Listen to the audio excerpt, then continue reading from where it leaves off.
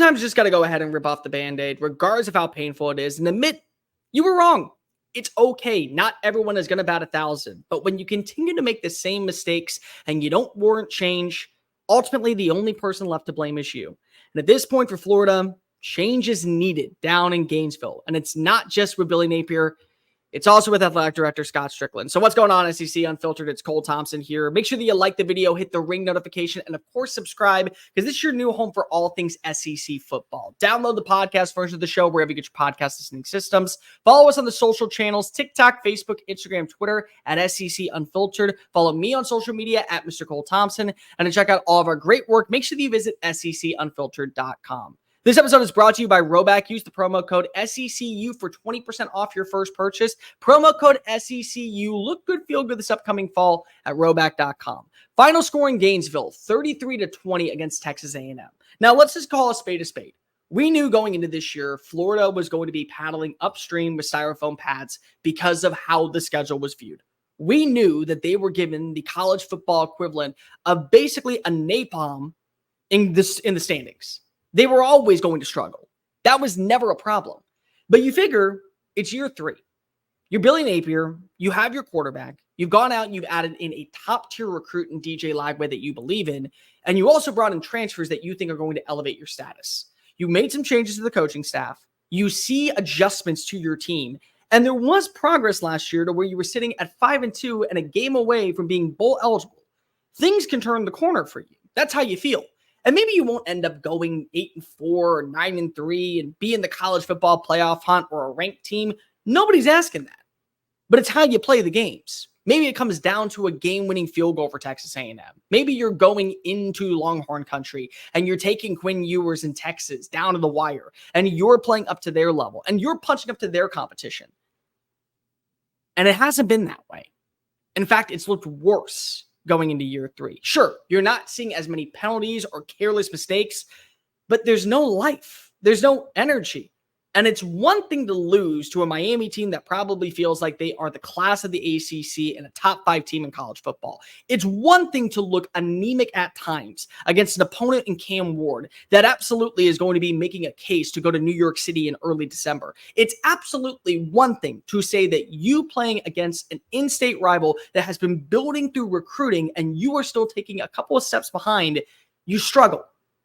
But this is the easy part of the schedule. Samford, Mississippi State, Texas A&M, UCF, going into the bye before you have to go ahead and face off against Tennessee. My apologies. Before you go face off against UCF and then Tennessee. Regardless, this is the easy part of the schedule. 4 games that you feel that you should either be at the same level or a little bit better than. Texas A&M has a first-year head coach. They were currently, before yesterday, on the longest road game losing streak among Power 4 teams. And among all teams, they were ranked alongside Temple, Kent State, and I believe one more, Akron. That was it. That's their company. And they're going to say that the score says 33-20. Close call, 12-point victory. It was never that way. You're kidding yourself if you believe that. 10-0 in the first half, 20-0 at halftime. You get a little bit of life going into the third quarter. And ultimately, you still see as A&M capitalizes with Marcel Reed. Immediately after you get an Elijah Badger touchdown, what happens? Cyrus Allen goes 65 for 6. That's the case. And there was never a sign that you were ever going to feel like you were coming back into this game. The scoreboard lies to you all the time. Go look back at Alabama versus USF and say, oh, they won by 20. No, they won in the last 5 minutes and showed you what Alabama football is at its like. That was it. And for Billy, you hear the way the fan base has turned on him. You hear the way that during halftime, they were showing a don't drink and drive ad with the third-year head coach. And they were chugging down Bud Lights and Michelob Ultras, realizing that this is the reality that they live with. The team does not look motivated. There is no life on offense. The defense is anemic. There is no stability. And you're going into next week's game against a Mississippi State squad that lost to Toledo, the pride of the MAC. And I still don't know what to expect.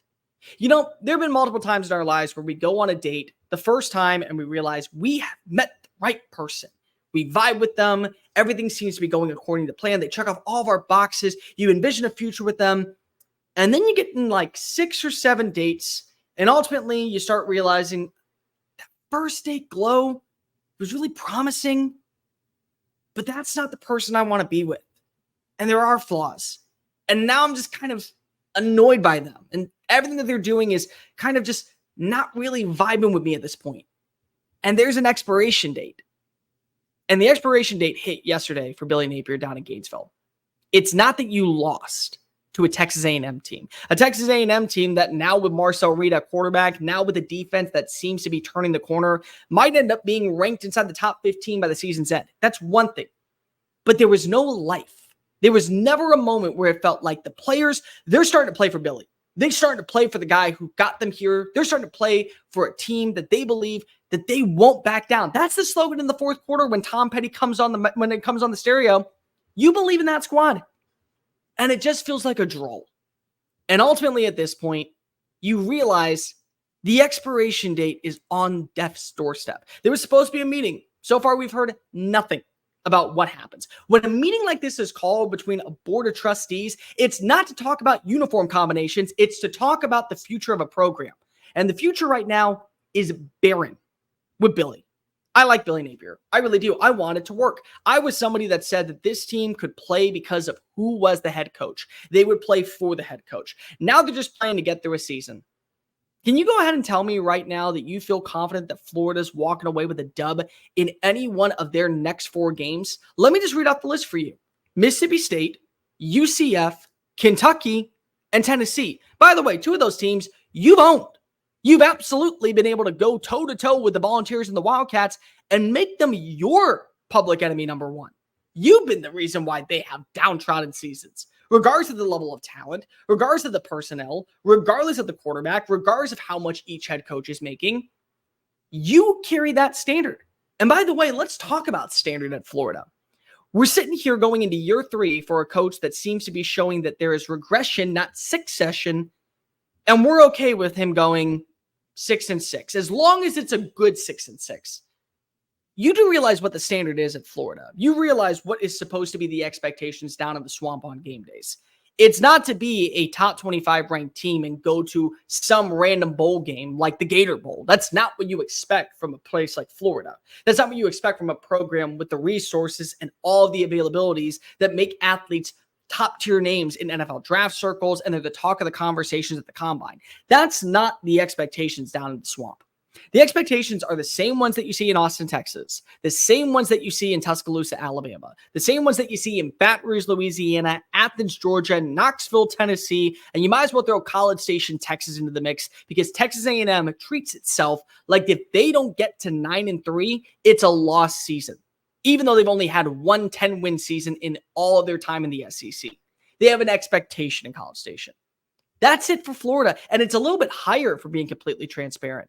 Their expectations are to be right alongside Alabama and Georgia, the peak of the program, the top tier of the conference, the face of college football. They are literally supposed to be the villains of the sport.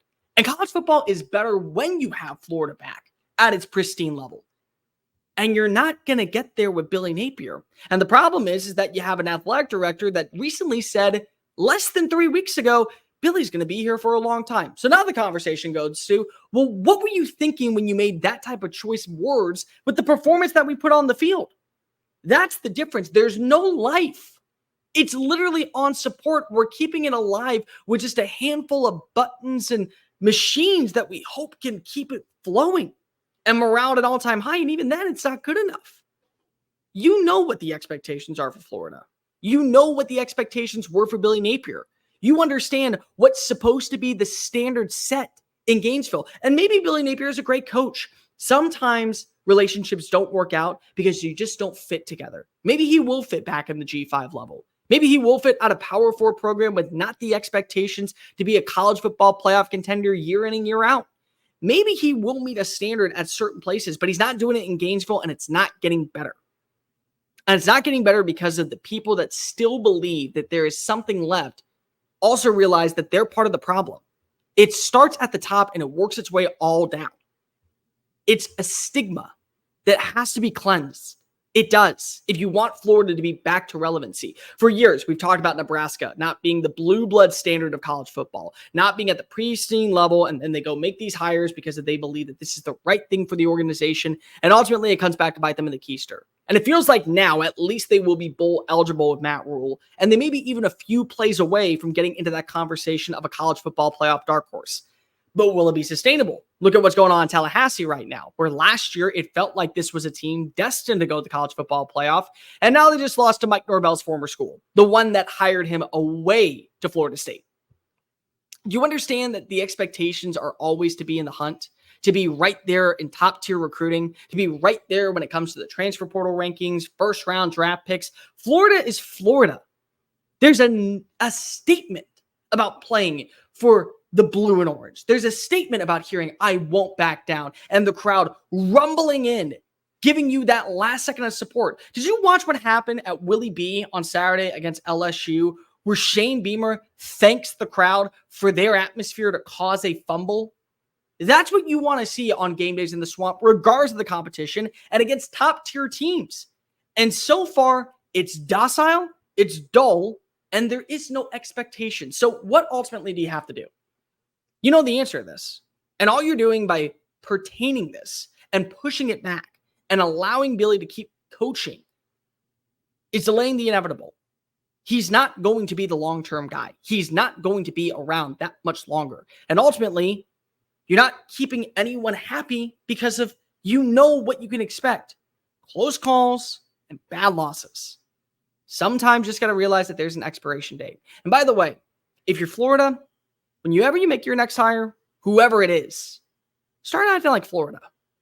Prove that you are the program that belongs in that top tier upper echelon category. Stop going for the rising stars. Make a swing like LSU did a few years ago with Brian Kelly. Do something that separates you and shows that Florida truly is the program of old. I love Billy Napier. I think that he is a great coach overall, but sometimes relationships are just meant to meet an end date.